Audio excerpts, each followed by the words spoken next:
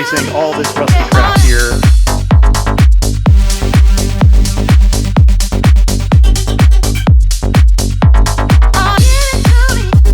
So as you guys saw on the original motor, there's no drain plug in it. We made sure to put one in this can.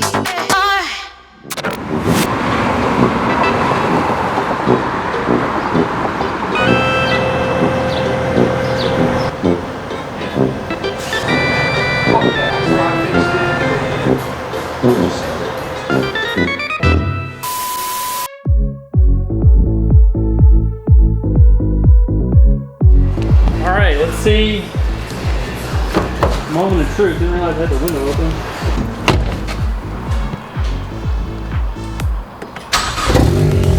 Start right out.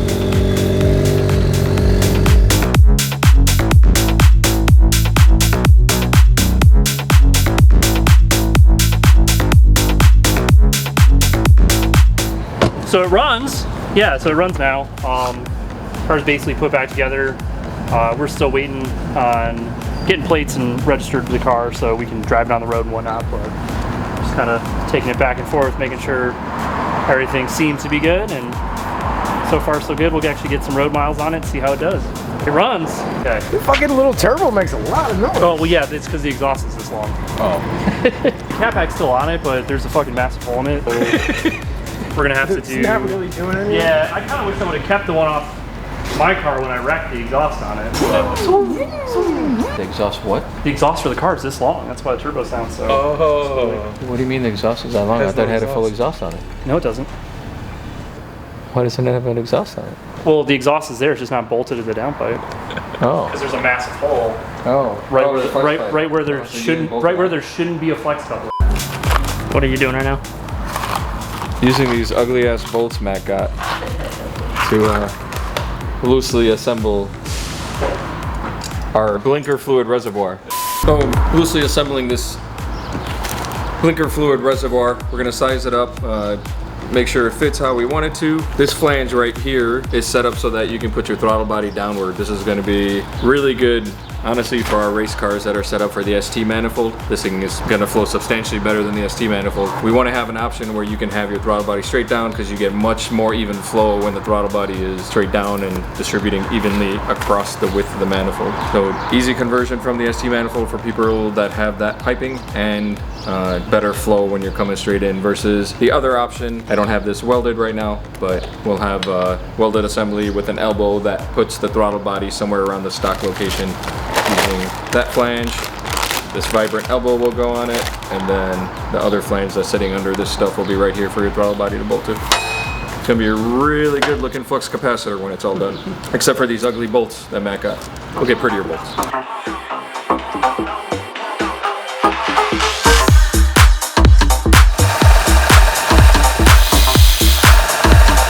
Drinking beer and racing cars working on your house is not fun. All I want to do is put an engine together and go racing. Just want to fucking go racing.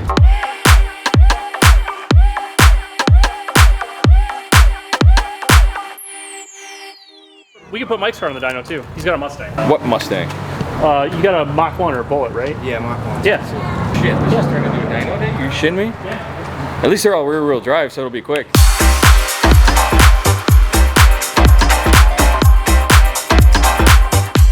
What's going on? I'd rather not go. Oh, we're gonna dyno some Miatas.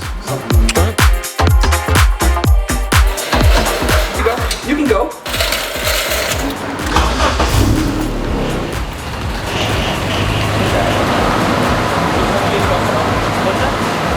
It's a temp gauge top end on the horsepower will be the same. Yeah, it'll be quick.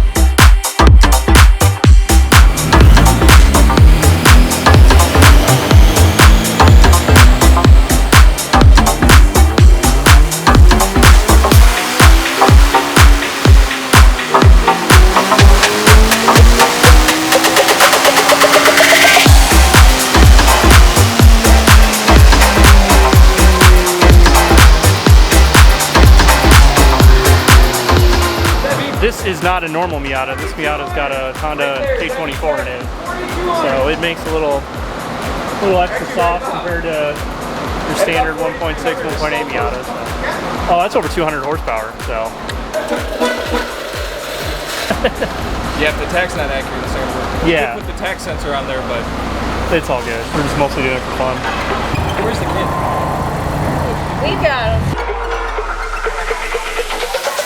Matt, have we already had this car on here? I've already loaded everything. It's already set up for you. We don't need to do the RPM count? You shouldn't have to. They might be a little different with the wheels and tires, but I guess I should go and just do a base pull, right? No reason not to.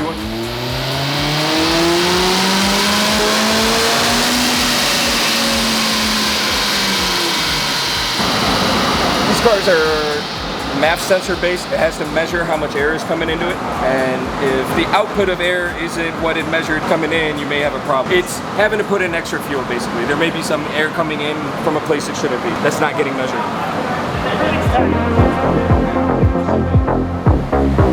So, okay, we just got tuned for it.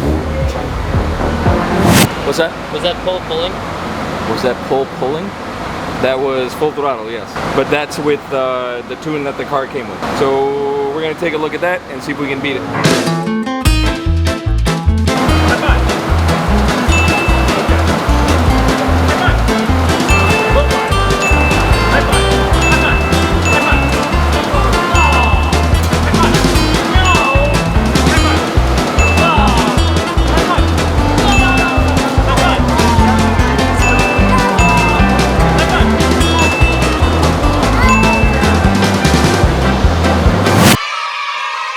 Push buttons.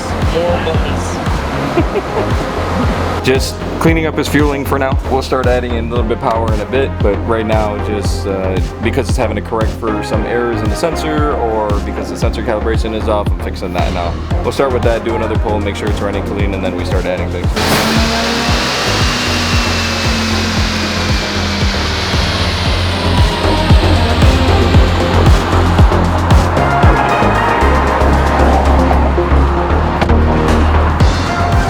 is that how fast it goes? Is that why it's called that? Put an aftermarket, Yeah. changed the air filter on it, and he put a catch can in the hood struts, and that's all he did. V8 studs. Struts are kind of a pattern that he put Yeah, on. it's kind of nice. It does have a weird tick going every once in a while. Hear that? I know these motors kind of have a notorious for having a bit of a tippy feel. Okay, then it could just be that. Yeah, my guess would be it's probably the cam phasers. The cam phasers would be. Yeah, it's so intermittent. Sometimes I hear it on D-cell and it seems to tick like after it settles. I hear that too. So if you're concerned about it, I'm assuming you have a Well, warranty. it's still under the factory. Yeah, that's what I figured. But ask Austin about it. He might be a little bit more familiar with it than me. Or it could just be the exhaust. I don't know why. Or a typewriter tick.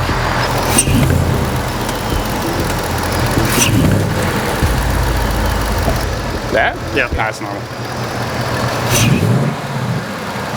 It all sounds normal to me. Yeah.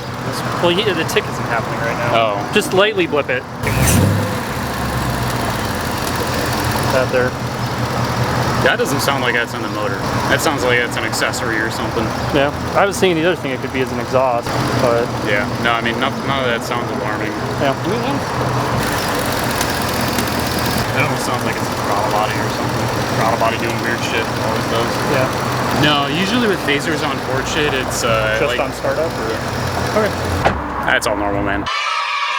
Nah, no, that's alarming at all. yeah. So it doesn't sound like it's in the motor. To me, it sounds like it's your throttle body or something on the accessory drive. It doesn't sound internal. Yeah, okay. So that also does. Again, it also doesn't sound abnormal.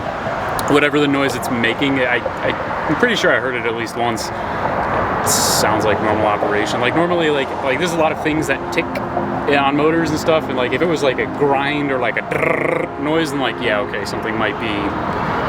Yeah, it's just weird. It's an intermittent clack.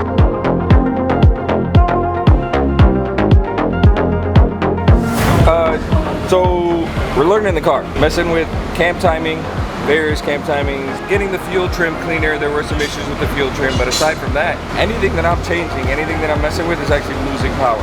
So this out the box Versatune, off-the-shelf tune as they call it, that Versatune made for this car is actually pretty damn good. This control system is actually pretty good too. What it's doing is adding timing in some places where it's like, hey, I can advance timing more, so let me add some timing and make some more horsepower. Which, once it's doing that, you really don't need the tuner. The guys at Versatune seem to made a pretty good off-the-shelf tune, and the car is adjusting from there. So I'm still trying. We still have a few more things to tweak, specifically like timing. We'll see if there's any power there, but I wouldn't be surprised if I didn't get much out of this at all.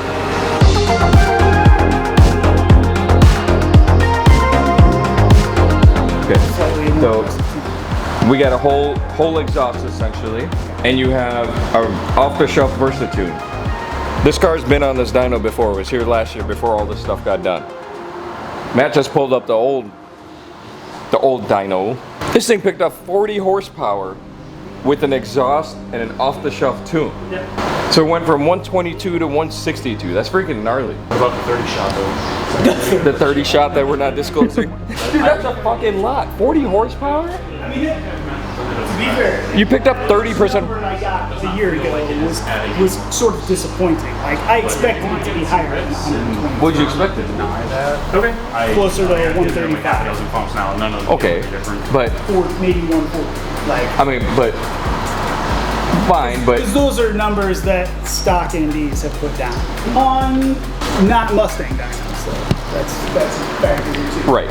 So I mean, I wasn't too heartbroken by 122 because it's a Mustang dyno. but you're on the same dyno, right? That's what I'm saying. It's the same dyno. It is a different day. We have slightly different wheel and tire setup. Lighter wheels will help. Probably the same weight total because the wheels are a little bit heavier here, but the tires are actually a little bit lighter than my 16. I think we're just finding heat now, Alex. Yeah. Yep. Picked up a few foot-pounds on the low end. It makes torque, but it's as far as making power, it's sort of chill. No, even with torque, the amount that it lost when I did anything with the intake or exhaust fan, the amount that it lost if you went 5 degrees either way was huge. Yeah. This thing is all, you got to get the breathing just right. Which, honestly, I think Versatune did already. I think Steve or maybe Agnias, whoever, sat on a dyno fucking long enough and they just kept typing.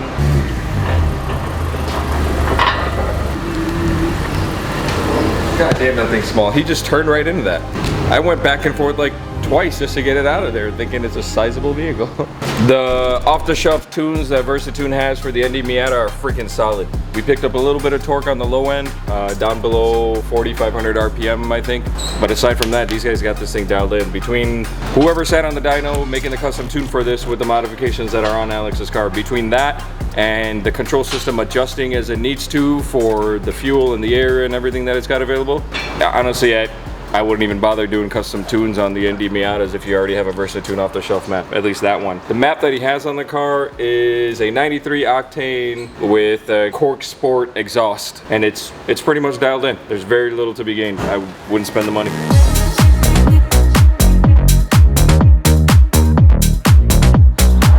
So as you can see, the Project ST now lives and drives. We've got a lot of stuff planned for it, so hopefully in the next video you'll see us tearing into it a bit more, whether we're going to be pulling weight out of it, getting it on the dyno and start tuning the car. Yeah, stay tuned for a whole lot more with the car and see what we do with it. Yeah, it needs a wash. Yeah, we're definitely going to wash it. Oh, now you're in the paint. So yeah, end of the day today, we had a fun little kind of mini Nader dyno day, so to speak. Just had some friends over, some OG Nader folk. Yeah, it was a good day. We had our friends bring their kids out, ran a couple Miatas on the dyno for fun. We tuned our buddy's Miata. That went really well.